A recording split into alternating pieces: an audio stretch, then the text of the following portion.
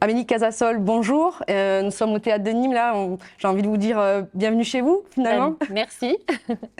Alors, vous avez été choisie par l'association du Théâtre de Nîmes pour succéder à François Noël. Vous êtes encore jusqu'au mois de mai à la tête du théâtre de Villefranche-sur-Saône, dans le Rhône. Pourquoi vous avez candidaté pour le Théâtre de Nîmes ? Alors déjà, c'est un très beau lieu. C'est un théâtre qui est quand même assez connu dans le paysage culturel français. Donc je connaissais bien l'activité de ce théâtre. J'aime beaucoup la ville de Nîmes. C'est une ville qui m'attire, qui rayonne quand même culturellement. Et donc voilà, quand l'opportunité de pouvoir candidater s'est présentée, je me suis dit pourquoi pas. Pourquoi pas, et je suis ravie d'avoir été choisie pour succéder à François Noël. Ah, vous connaissez Nîmes ? Vous êtes venu en vacances ? Quel est le rapport avec Nîmes ? Alors Nîmes, j'y passe comme beaucoup de gens pour le centre-ville, et puis les sorties culturelles aussi, le carré d'art, etc., les expositions. Et puis je viens depuis de nombreuses années dans le Gard, pratiquement pendant toutes mes vacances, plutôt du côté de Villeneuve-les-Avignon, le pont du Gard. Donc c'est vraiment mon fief, on va dire, dans le Gard. C'est un peu plus au nord. Et puis bien sûr, Nîmes, c'est la grande ville. Voilà, on vient régulièrement. Et concernant le théâtre en lui-même, le projet global, qu'est-ce qui vous a séduit ? Eh bien, ce qui est intéressant au Théâtre de Nîmes, déjà, c'est un théâtre pluridisciplinaire, donc ça, c'est très important et c'est vraiment l'identité du lieu, mais il y a quand même, c'est une scène conventionnée pour la danse et ça m'intéressait beaucoup dans le projet de travailler plus finement une discipline. Et puis, bien sûr, il y a ce beau festival flamenco. C'est toujours vraiment plaisant de travailler sur un festival aussi dans une saison et ça m'intéressait aussi beaucoup. Alors justement, vous parlez du Festival Flamenco, on est en plein dedans, ça a commencé hier. C'est un événement qui est inscrit dans le cahier des charges du Théâtre de Nîmes, donc vous êtes obligé de le poursuivre. Oui. Est-ce que c'est quelque chose que vous connaissiez, un art que vous connaissiez, que vous avez peut-être déjà programmé, ou en tout cas vous avez déjà une connaissance là-dessus ? Oui, complètement. Moi, j'ai toujours dirigé des théâtres pluridisciplinaires et c'est vrai que une fois par saison, régulièrement, on invitait des artistes. Enfin, j'ai l'habitude d'inviter des artistes de flamenco, donc c'est pas du tout un art auquel je suis étrangère. Mais bien sûr, là, c'est un festival. Il va falloir aller vers la création, la nouveauté. Donc c'est à la fois passionnant et puis ça nécessite aussi de travailler avec des spécialistes, avec des conseillers artistiques. Donc c'est quelque chose que je serais ravie de poursuivre et puis de développer aussi. Vous allez du coup là, vous restez quelques jours sur Nîmes, vous allez certainement aller découvrir quelques spectacles. Vous nous donnez un petit peu votre programme ? Là, je vais être au théâtre tous les soirs. Donc je vais voir, je crois, tout ce qui se passe ces 4 jours dans la programmation du festival. Donc je pense que je vais en profiter pour voir un maximum de choses et les expositions également. C'est 4 jours aussi de transmission, j'imagine, entre François Noël et vous. Ça a démarré aujourd'hui, certainement. Oui, premier jour. Voilà. Et ce premier jour, alors, les impressions ? Beaucoup d'impatience, d'envie de connaître plein de choses. Donc, on n'arrête pas de parler, d'échanger. Donc, c'est très intense. Et c'est vrai que il y a beaucoup de choses à se transmettre pour la saison suivante, commencer à imaginer des partenariats. Après, les choses, elles se feront progressivement. Il ne faut pas vouloir tout faire tout de suite, mais c'est déjà prendre un petit peu le pouls du lieu, connaître aussi les gens. Il y a beaucoup d'interlocuteurs à connaître. Donc, on va y aller petit à petit, mais c'est intense. Et quels sont vos projets, alors vos ambitions pour ce Théâtre de Nîmes en termes de programmation ou de développement ? Alors, de toute façon, c'est quand même l'idée, c'est de garder l'identité de ce théâtre, donc la danse, le festival flamenco, le côté pluridisciplinaire.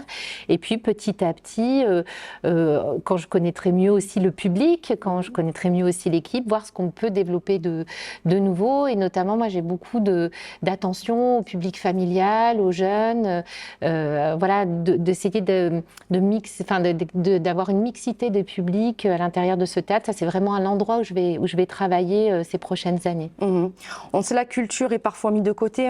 Ça a été décrié d'ailleurs pendant le confinement, la crise sanitaire. Comment on fait pour faire revenir les gens maintenant au théâtre ? Quelle est la stratégie ? Je pense que les gens sont quand même... Alors, la culture a beaucoup souffert du Covid, le confinement, etc. J'ai l'impression quand même que le spectacle vivant a un peu moins souffert que le cinéma, puisque je pense que rien ne remplace en fait le contact avec les artistes, la salle, le côté, le spectacle vivant, c'est irremplaçable. On ne peut pas le retrouver sur une tablette ou dans le numérique ou derrière son téléviseur. Et je pense qu'il y a quand même cette appétence des personnes à être en contact avec les autres. Donc les faire revenir, et déjà ils reviennent, je pense quand même, les salles se sont pas vidées. Là on le voit, le festival, la salle est archi pleine ce soir. Et c'est un événement, celui-là, c'est particulier. Oui. Il n'y avait pas vraiment de crainte sur cet événement. C'est plutôt la suite qui est... La suite, c'est continuer à avoir une programmation attractive, développée. Quand je parlais de la jeunesse, c'est le public. On sait qu'on a besoin aussi d'amener les jeunes vers le spectacle, d'aller vers des spectacles intergénérationnels aussi, favoriser la sortie en famille, peut-être aussi des spectacles hors les murs, aller à des endroits aussi où le spectacle vivant peut surprendre.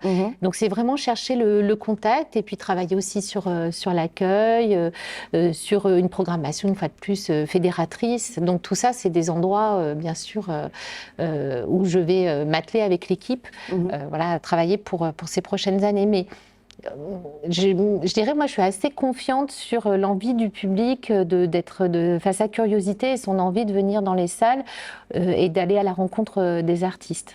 Ça, c'est quelque chose qu'on sent encore bien présent et que on peut constater dans de nombreuses salles avec un public qui revient assez nombreux. Est-ce que vous pouvez nous donner un petit peu, vous avez commencé déjà peut-être à travailler sur la programmation de l'année prochaine? Alors, pas encore, on n'aura pas d'exclus, on ne saura pas le premier spectacle de votre programmation. C'est mon premier jour aujourd'hui. D'accord. Et c'est vrai que François Noël étant là encore jusqu'à la fin du mois, lui, il a aussi amené beaucoup de choses déjà dans cette programmation. Donc c'est peut-être petit à petit, on va dire, l'identité, la nouvelle identité, si on peut parler d'une nouvelle identité pour le Théâtre de Nîmes, sera plutôt développée sur la saison suivante. Là, c'est un peu une saison, on va dire, la saison prochaine, ce sera une saison de transition. Oui. Donc, mais c'est bien parce que ça permettra de faire connaissance, d'amener des petites choses, de connaître mieux le territoire et pour pouvoir asseoir un nouveau projet la saison suivante, forte de ce que j'aurais pu sentir dans la saison que je vivrai pleinement l'an prochain.